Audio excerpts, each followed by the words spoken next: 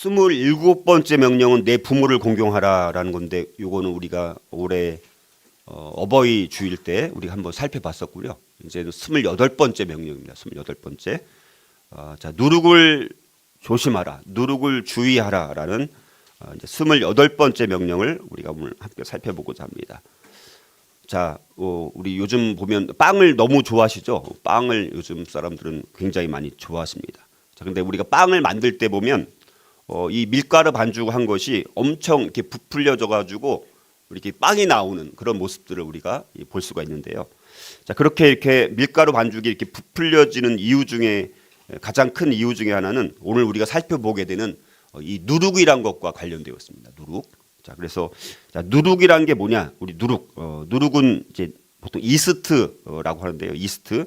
그러니까 술의 양조, 술을 만들 때 혹은 빵을 만들 때 사용하는 효모균 제품.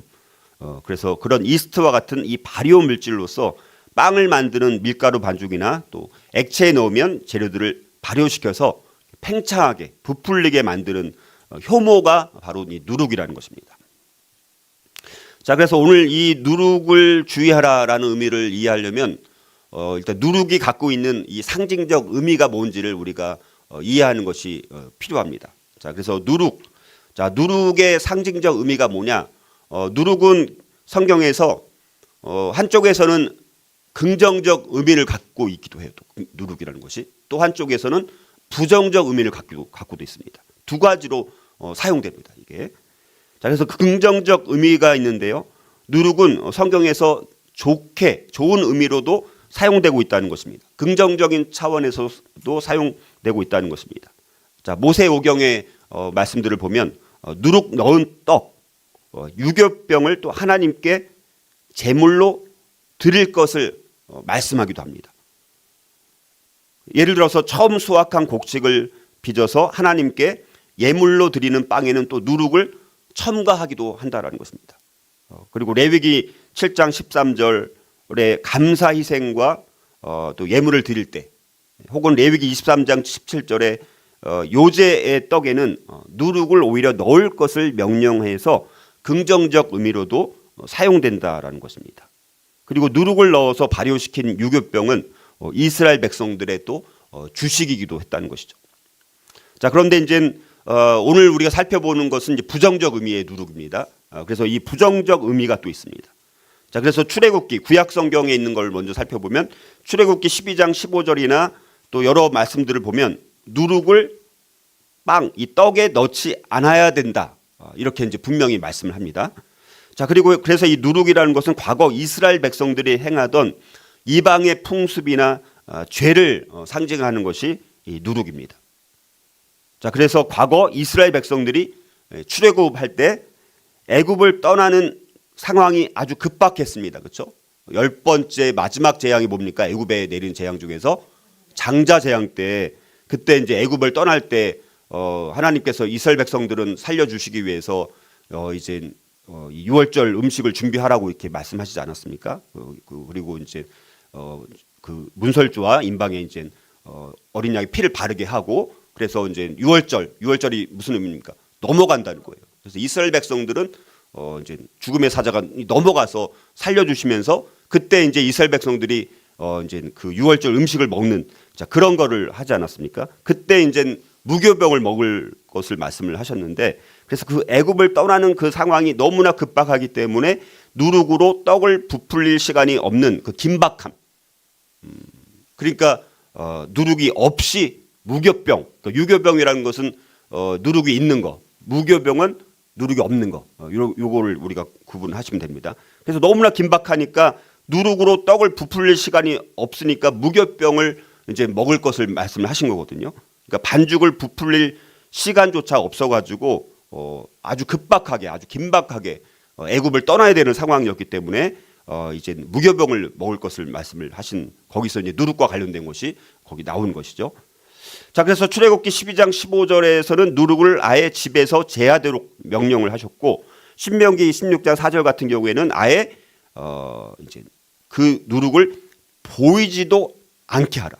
아예 그냥 보여서도 안 된다라고 강력하게 말씀을 하시면서, 그래서 누룩이라는 것이 죄의 상징으로 주로 이제 누룩이 사용된 것을 보게 됩니다.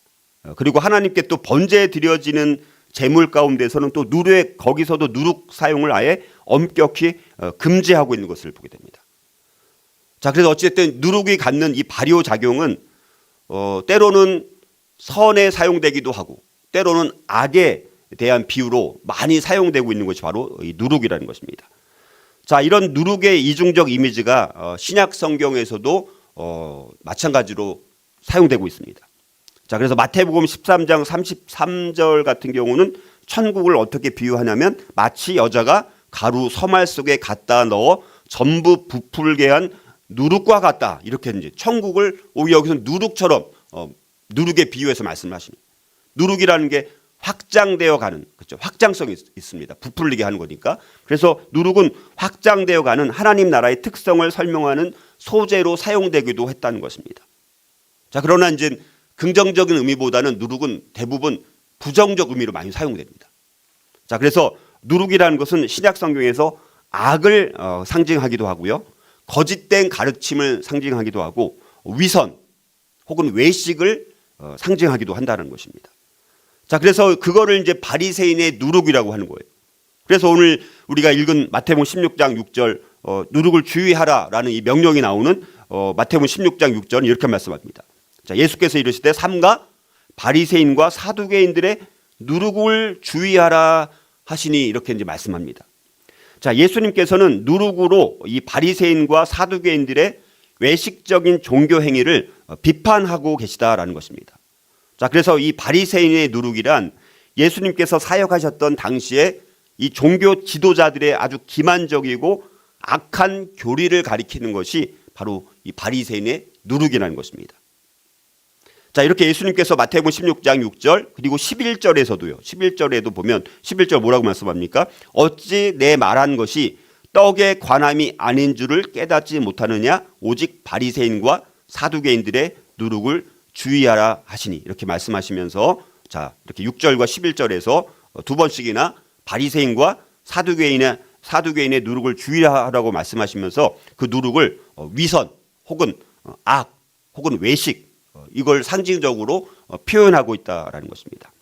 자, 그래서 예수님은 누룩을 세상 사람들의 사상을 누룩에 비유해서 말씀하시면서 자, 누룩은 잘못된 교훈이라든가 악한 교훈이라든가 우리를 타락시키는 교훈과 가르침을 상징한다라고 우리에게 가르치고 있습니다. 자, 그런데 이 예수님께서 바리새인과 사두개인들의 누룩을 주의하라라고 명령을 하셨을 때 제자들의 지금 관심은 지금 마음은 빵을 가져오는 것을 가져오기를 잊어버린 빵에 마음이 온통 가 있었습니다. 자, 오늘 우리 읽은 거기 앞에 이제 7절에 보면 이렇게 말씀합니다. 우리 읽은 6절 다음에 7절에 보면 예수님은 바리새인의 누룩을 이제 말씀하시는데 제자들은 뭘 생각하는 거냐? 제자들이 서로 논의하여 이르되 우리가 떡을 가져오지 아니하였도다 하거늘. 그러니까 제자들은 예수님이 말씀하시는 그 상황과 이런 거를 지금 아직 깨닫지 못하는 것입니다. 그래서 제자들은 예수님께서 바리새인이 아닌 실제 빵을 예수님께서 언급하신 것이라고 이렇게 여전히 또 오해하고 있는 거예요. 자, 그래서 예수님은 그런 제자들을 바라보면서 4,000명을 먹이고도 7광주리가 남았던 빵들 혹은 또 5,000명의 군중들이 충분히 먹고도 빵을 12광주리에 남는 기적을 베푸셨음에도 불구하고 그런 것을 보고도 여전히 믿음이 부족한 제자들의 모습에 안타까워하신 것을 우리가 읽은 그 7절 또 8절부터 11절에 보면 예수님께서 그렇게 안타까워하는 모습을 우리가 볼 수 있습니다. 자, 그래서 예수님께서 그런 사실들을 제자들한테 지적을 하니까 그때서야 12절 마태복음 16장 12절에 보니까 이렇게 말씀합니다. 같이 읽어볼까요? 12절. 자, 시작. 그제서야 제자들이 떡의 누룩이 아니요 바리새인과 사두개인들의 교훈을 삼가라고 말씀하신 줄을 깨달으니라 이렇게 말씀합니다. 그러니까 제자들은 여전히 물질적인 떡의 어떤 누룩 이걸 이제 생각하는데 예수님은 그게 아니라 영적인 것을 말씀하면서 바리새인과 사두개인들의 누룩에 대해서 말씀하신다는 것을 지금 이제 알려주고 있습니다. 자, 그러면 이 바리새인의 교리가 뭐냐? 바리새인의 이 누룩, 이 교리가 뭔지를 우리가 구체적으로 뭔지 우리가 한번 묵상을 해볼 필요가 있습니다. 그래야지 우리가 그 누룩을 주의하라고 말씀하셨으니까 그 누룩이 정말 뭘 가르치는지를 우리가 알아야 되겠죠. 그래서 사실 오늘은 약간 이제 첫째 하나만 살펴봅니다. 오늘 하나. 왜냐하면 이 누룩을 주의하라는 게 또 굉장히 중요하더라고요. 그리고 이게 유월절에 대해서 좀 이해를 해야지 이게 정말 무슨 의미인지를 알겠더라고요. 그래서 좀 유월절에 대한 것도 조금 더 설명을 좀 드려야 돼서 오늘 하나까지만 살펴볼 텐데, 그러면 바리새인의 교리가 구체적으로 뭐냐? 바리새인과 사두개인의 교리는 하나님의 진리, 그리고 사람의 전통을 뒤섞여 가지고 하나님의 법을 아예 무효하게 만드는 거예요. 그래서 이들의 가르침은, 이 바리새인들의 가르침은 은밀한 죄와 외식에서 비롯되고 있는 것을 볼 수 있습니다. 자, 예수님께서 누룩을 조심하라라는 명령을 주시기 전에 예수님은 그 마태복음 15장에 보면 이 자신들의 교리적 중심지인 예루살렘에서 내려오는 서기관들, 바리새인 무리들과 마주친 적이 있습니다. 거기 15장에 나와요. 자, 그래서 이 바리새인 서기관들이 예수님을 향해서 비난조로 마태복음 15장 2절에 보면 이렇게 이제 예수님한테 공격을 하는 거예요. 비판하면서. 자, 당신의 제자들이 마태복음 15장 2절을 보면 이렇게 말씀합니다. 당신의 제자들이 어찌하여 장로들의 전통을 범하나이까? 떡 먹을 때 손을 씻지 아니하나이다. 이렇게 말합니다. 자, 이것을 가지고 이제 예수님을 이제 공격을 하는 것입니다. 자, 그런데 예수님은 식사 전 이 손 씻기에 어떤 성서적 의미라든가 건강상의 유익 이런 것들에 대해서 논쟁하지 않으면서 거기서 말하는 것이 일종의 누룩 같은 것입니다. 그러니까 이 장로들, 또 서기관들, 바리새인들 이런 사람들은 자신들의 전통을 따른 율법의 진짜 중요한 내용은 어기면서도 아주 사소한 것, 손 씻는 거 가지고 자기들은 더 중요한 율법의 중요한 원리들을 다 지키지 않으면서, 율법의 정신은 지키지 않으면서 아주 사소한 것은 너무너무 중요하게 다루는 것. 이게 바로 바리새인과 사두개인들의 교리의 누룩이라는 것입니다. 자, 우리 그리스도인들도 성도들도 보면 정말 중요한 영적 원리들에 대해서는 관심이 없고 아주 사소한 것. 그래서 교회가 맨날 깨지는 이유가 뭡니까? 커튼이 빨간색이냐, 커튼이 파란색이냐. 중요하지 않은 거 가지고 아주 사소한 거 갖고 막 붙잡고 늘어지다가 막 갈등이 생기고 논쟁이 생기는 경우가 많지 않습니까? 자, 그래서 정말 중요한 율법의 중요한 원리들은 전혀 중요하게 여기지 않으면서도 아주 사소한 것에는 목숨을 걸고 시비를 거는 그들의 어떤 모습들. 이게 이제 바리새인과 사두개인들의 교리의 누룩이라고 볼 수 있습니다. 그래서 예수님은 여기에 대해서 마태복음 15장 3절 6절을 보면 이렇게 말씀합니다. 너희는 어찌하여 너희의 전통으로 하나님의 계명을 범하느냐? 너희는 이르되 누구든지 아버지에게나 어머니에게 말하기를 내가 드려 유익하게 할 것이 하나님께 드림이 되었다고 하기만 하면 그 부모를 공경할 것이 없다 하여 너희의 전통으로 하나님의 말씀을 폐하는도다. 고르반이라고 하는 거잖아요. 정말 중요한 것을 지키지 않으면서 사소한 것은 아주 붙들고 늘어지는 이런 모습들. 자, 누가복음 12장 1절도 보면 바리새인들의 누룩, 거기는 설명을 합니다. 곧 외식을 주의하라. 이렇게 이제 구체적으로 말씀해 주십니다. 바리새인들의 누룩, 그게 뭐라고요? 곧 외식을 주의하라. 이 말씀도 누룩과 연관되어서 이 잘못된 행동을 막 교리로 덮는 전형으로 외식을 우리 예수님께서 말씀하시고 있는 것을 보게 됩니다. 자, 이렇게 누룩이라는 것은 성경에서 좋게 쓰여진 의미로도 물론 사용된 적이 있지만, 자, 누룩이 성경에 좋지 않게 쓰여진 경우에는 대부분 죄라든가 외식을 상징하는 것이 바로 누룩이라는 것입니다. 자, 그래서 성경은 바로 이 누룩을 악한 것, 더러운 것, 죄스러운 것, 죄, 위선, 외식, 자, 등등으로 설명하는 것을 보게 됩니다. 자, 그래서 우리가 신약 성경에서의 누룩 역시 구약 성경에서처럼 긍정적인 의미와 부정적인 의미가 다 있음을 우리가 살펴봤는데요. 자, 이런 면에서 볼 때 누룩 자체가 선하거나 악한 요소를 가지고 있는 것이 아니라 중요한 것은 뭡니까? 그것을 통해서 하나님께서 우리에게 주시는 교훈의 내용, 이 중요성을 우리가 이해하는 것이 중요합니다. 자, 그렇다면 여러분들 이 누룩과 관련해서 특별히 이 죄 혹은 외식 위선의 누룩에 대한 교훈을 우리 삶 가운데 어떻게 적용을 해야 할까? 오늘 한 가지만 우리 살펴보고자 합니다. 첫 번째는요.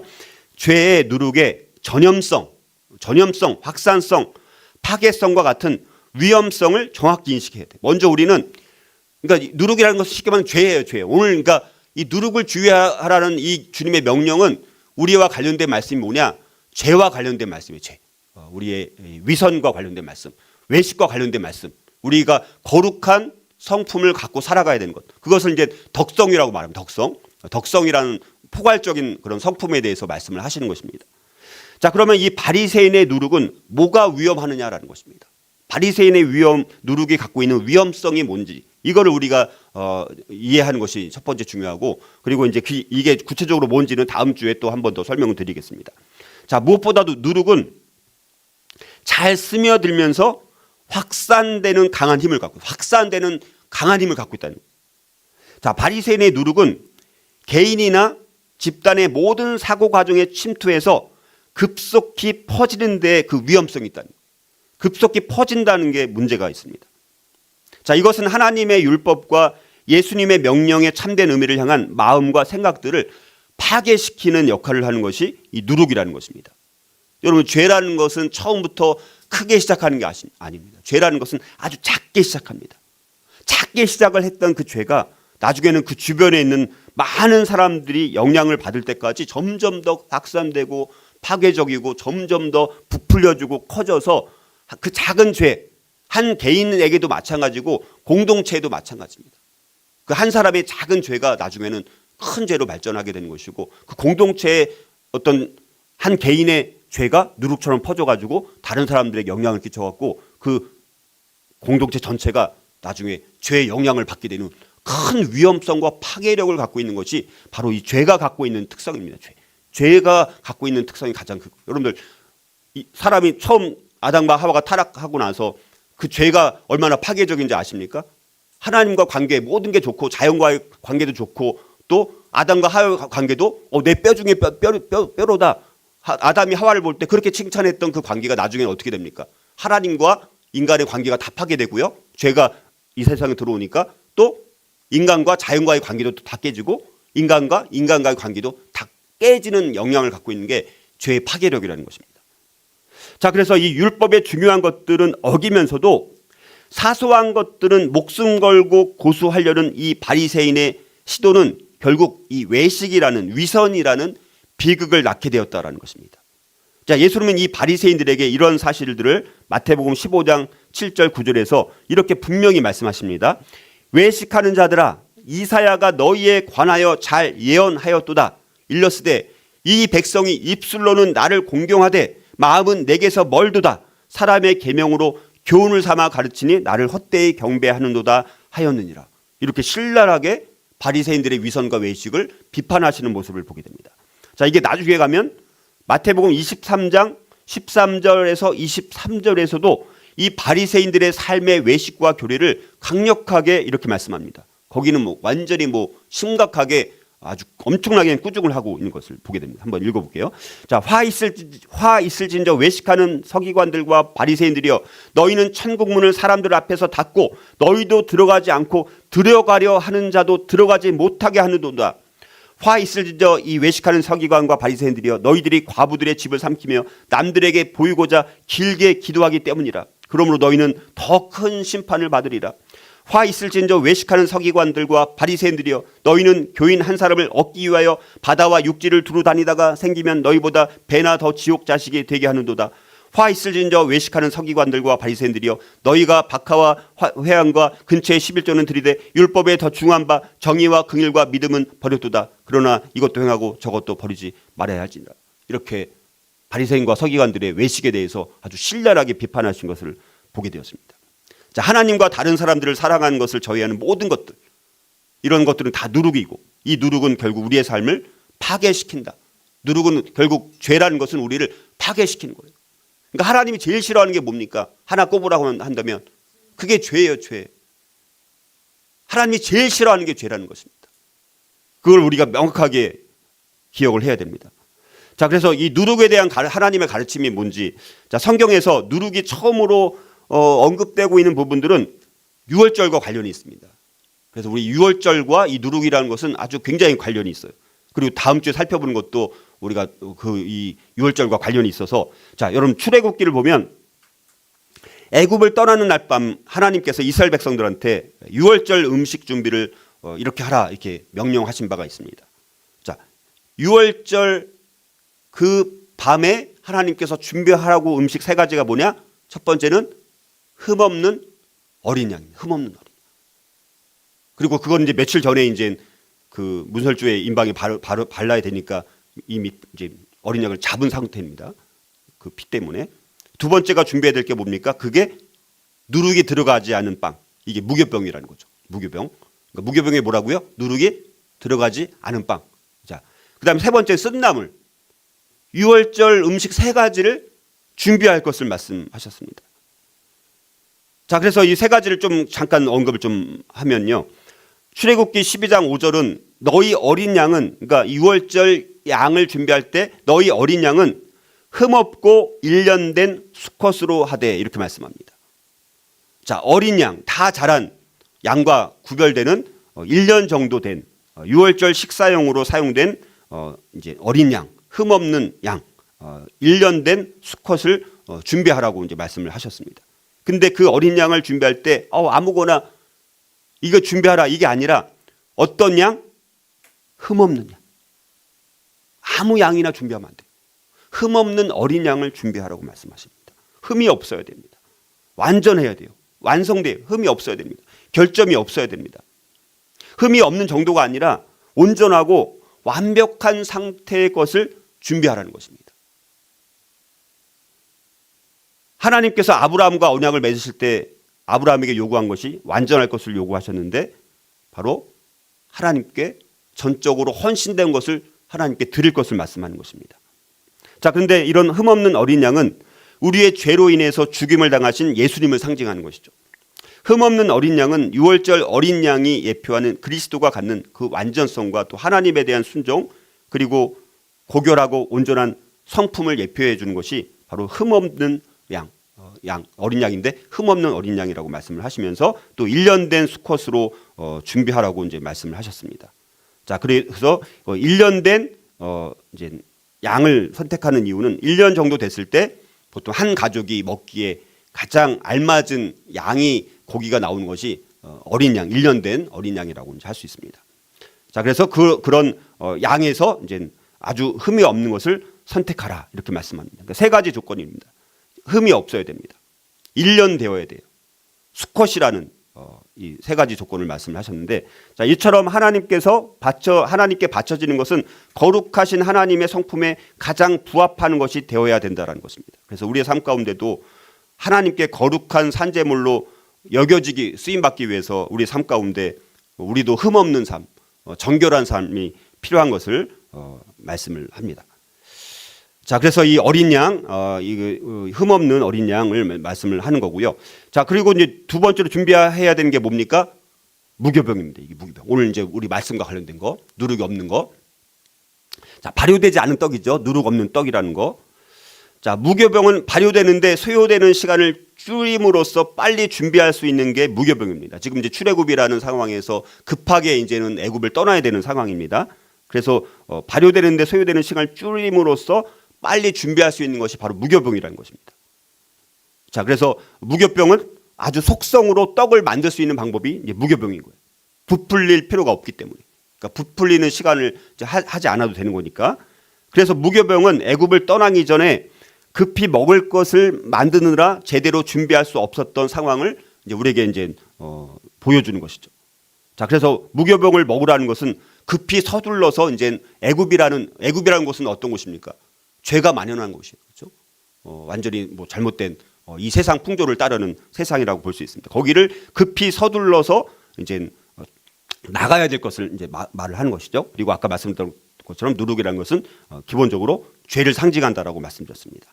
자, 그래서 애굽을 떠나는 이스라엘 백성들에게 자, 굳이 누룩 없는 떡을 먹으라고 하는 이유 가운데 가장 중요한 것은 뭡니까? 과거 애굽에서 정말 하나님을 제대로 잘 모르고 살 때 그곳의 풍속을 쫓아 살던 모든 죄들을 철저하게 버릴 것을 이제 의미하는 것입니다. 그리고 또 무교병은 고난의 떡을 또 의미하기도 하고 자, 그래서 여러 가지 이런 것을 상징하고요. 또 무교병을 또 먹을 때는 또 뭐랑 같이 먹냐면 세 번째가 뭡니까? 유월절 음식은 쓴나물을 또 아울러서 먹어야 했습니다. 자, 쓴나물은 쓴맛이라는 뜻을 갖고 있는 그런 말에서 나온 거예요. 여러분들 마라라는 말 들어봤죠? 쓴물, 마라. 자, 거기 도저히 먹을 수 없는 물로 유명한 마라, 그 샘, 그것과 동일한 말에서 나온 거예요. 자, 쓴나물을 먹을 때 느끼는 쓴맛은 왜 그럼 쓴나물을 먹으라고 했냐? 출애굽해야 되는 급박한 상황 가운데서 왜 쓴나물을 먹으라고 했냐면요. 쓴나물을 먹을 때 느끼는 쓴맛은 뭡니까? 이스라엘 백성들로 하여금 애굽에서 아주 쓰라린 삶을 기억하게 만들기 위해서 쓴나물을 먹으라고 이제 말씀하신 것입니다. 쓴나물은 애굽에서의 아주 고통스러웠던 그들의 삶들을 기억하게 만드는 것입니다. 쓴나물을 먹는다는 것은 자기들의 그 삶이 어려운 노동으로 아주 너무나 고통스럽고 너무나 괴로웠던 그때를 상기하라는 것입니다. 그래서 쓴나물은 이스라엘 민족이 다시 애굽으로 돌아갈 생각을 하지 않도록 그렇게 당했던 가혹하고 잔인한 처사를 잊지 않아야 될 것을 상기시키기 위해서 쓴나물을 먹도록 했다라는 것입니다. 그리고 이 무교병도 고난의 떡이라고 또 말씀을 하거든요.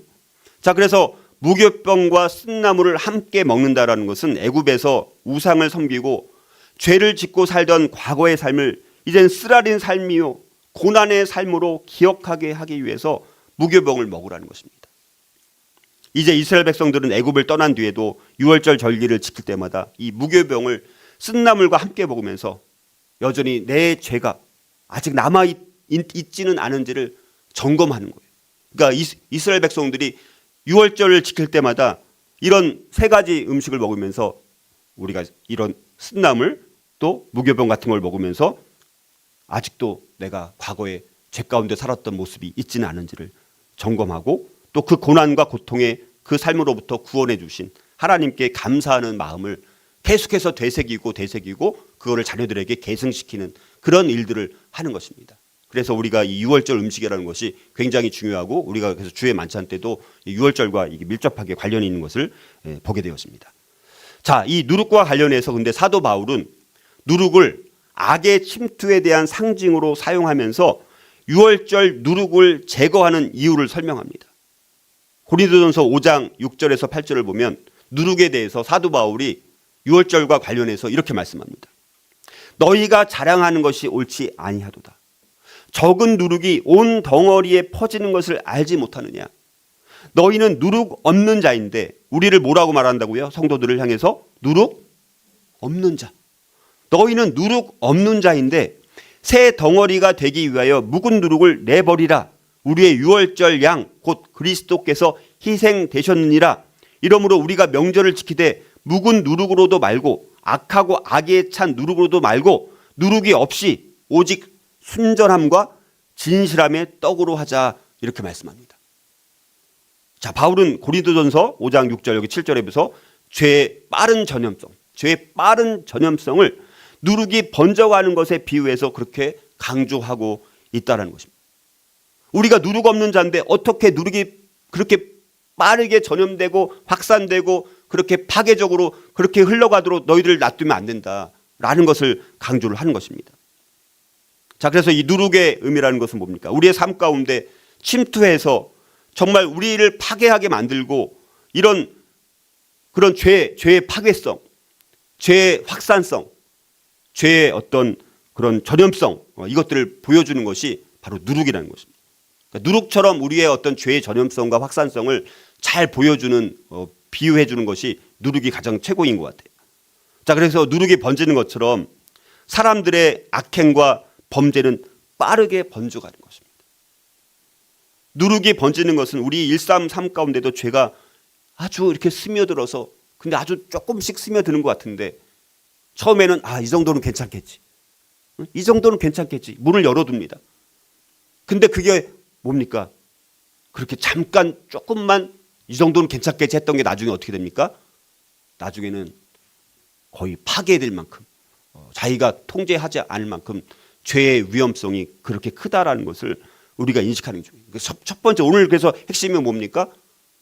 누룩이 갖고 있는 죄의 어떤 전염성, 그렇죠? 확산성, 그 파괴력, 이걸 우리가 정확히 인식하는 게 중요합니다. 왜냐? 오늘날 그리스도인들이 가장 문제가 뭡니까? 죄를 너무 가볍게 여긴다. 죄를 너무 가볍게 여겨요. 또 회개하면 되지 또. 우리가 그렇지 않다는 것입니다. 누룩이 번지는 것처럼 아주 교묘히 스며들어 가지고 그게 갑자기 막 퍼지면서 나중엔 자기가 통제할 수 없을 만큼 그렇게 파괴성을 갖고 있는, 위험성을 갖고 있는 것이 바로 죄라는 것입니다.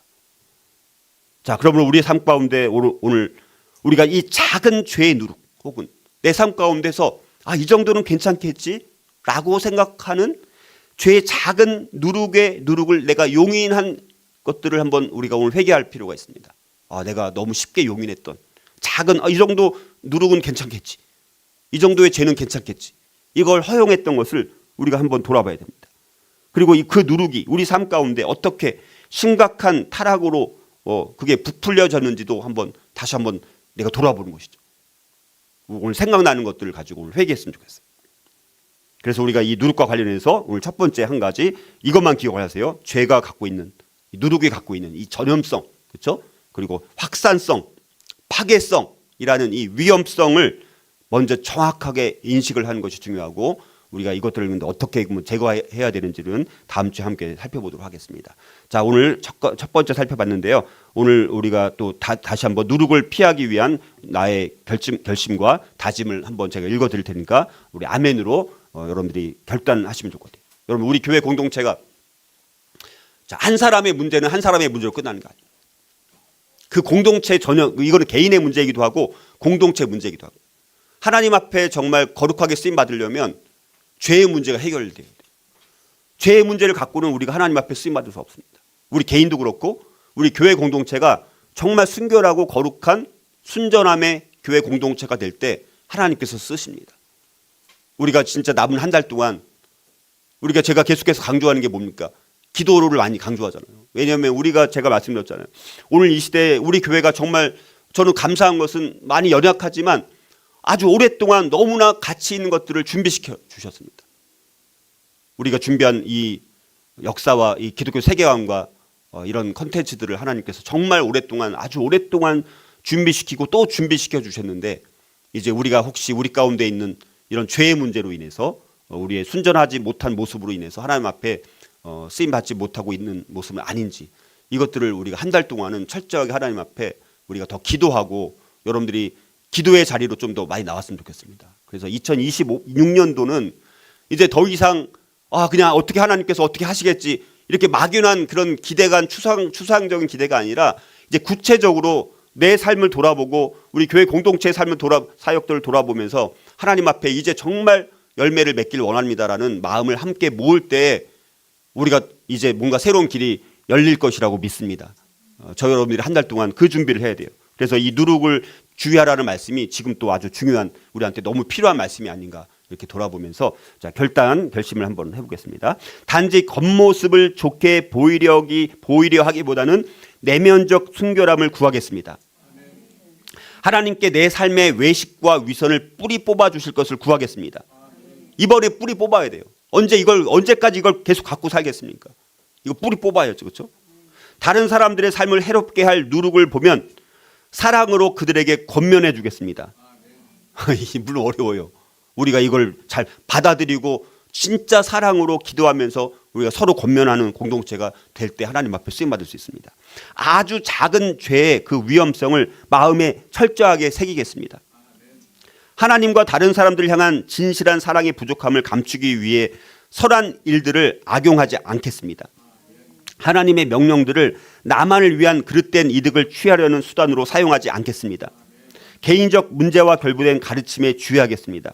나의 선입견과 관계없이 하나님께 말씀의 진리를 가르쳐 주실 것을 구하겠습니다. 이 고백이 저와 여러분들의 고백이 되어져서 우리 교회 공동체가 특별히 남은 한 달 동안 집중적으로 우리 안에 있는 누룩들을 우리가 주의하고 조심해 보면서 내 안에 있는 죄의 이런 누룩의 요소들을 이런 것들을 철저하게 파악하고 철저하게 우리가 제거함으로 인해서 2026년을 우리가 정말 더 거룩하고 순결한 신부로서의 교회 공동체로 준비되는 시간이 될 수 있기를 주의 이름으로 축복합니다.